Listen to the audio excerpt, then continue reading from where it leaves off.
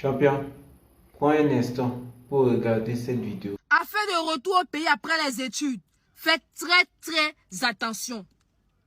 Les jeunes étudiants qui ont fini leurs études et qui se précipitent à rentrer au pays, sous prétexte que le pays leur manque, la famille leur manque là, faites très attention. Voilà une abonnée qui m'écrit, me dit, Madame la Présidente, j'aime beaucoup ton contenu, j'aime beaucoup ce que tu fais. J'aimerais te conter l'histoire de mon petit frère, pour que tu puisses en sensibiliser plus d'un. Mise en contexte la famille.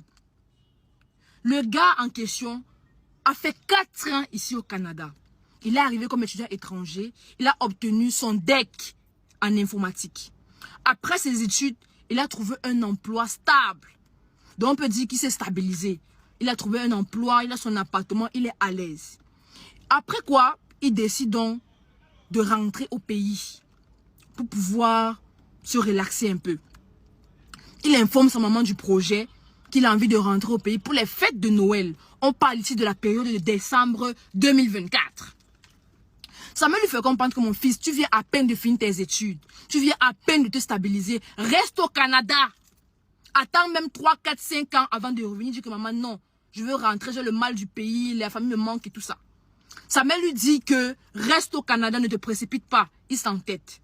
Il entame donc les procédures. Il réserve son vol pour retourner au pays. Lorsqu'il doit, le jour où il doit voyager arrive, le gars confond d'abord le jour de voyage. Je vous explique un peu. C'est un peu comme si le gars réserve son vol pour le 18 août. Il confond le jour, il se rend à l'aéroport le 19. Et ça, vous voyez un peu. Il se retrouve d'abord dans la confusion. Quand il rate son vol, il explique à sa soeur. Sa soeur lui fait comprendre que ça, c'est un signe. Reste au Canada, ne force pas. Le gars dit non, j'ai juste confondu et tout. Voilà comment il réserve encore un vol pour la 2e fois. Lorsqu'il réserve le vol pour la 2e fois, l'heure de vol arrive, il s'oublie. Ça veut dire qu'il a dormi toute la journée. Il devait prendre son vol à 18 h. Il a dormi toute la journée, il s'est réveillé à 18h30. Il rate encore son vol pour la 2e fois. Quand il rate son vol pour la 2e fois, il n'informe pas la famille. Il recommence encore une 3e démarche. Je ne sais pas, vous voyez un peu le truc.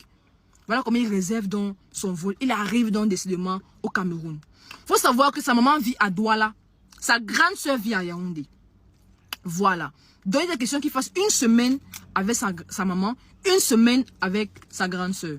Il est arrivé, il était avec sa maman, tout se passait bien, sa maman s'occupait bien de lui. Il était avec la famille, les oncles, les tantes, les cousins et tout ça. Durant tout le moment qu'il passait à Douala, il mettait sur ses statuts comment il joue la belle vie au pays et tout. C'est le benguiste, donc voilà. Maintenant, ses amis